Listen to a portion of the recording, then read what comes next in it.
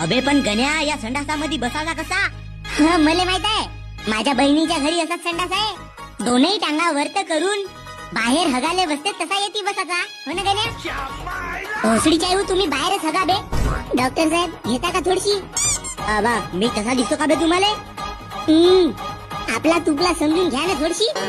सरपंच साहेब, काल तुमची बायको त्या झुडपाच्या आड संडासासाठी बसली ना, त्या झुडपाच्या मांग माझा आधा टक लावून उभा होता.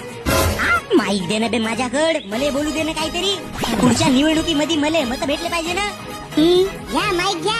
आईस्क्रीम चोकल्यासारखा या मायपाले चुरपा. जाऊ द्या ना.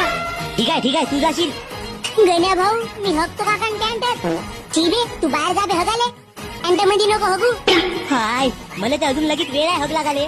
मग बाबा तू आखरीला जाजो. मग माझा एक प्रश्न आहे, जर का आम्ही येथे बसलून आणि संडासच नाही लागली तर?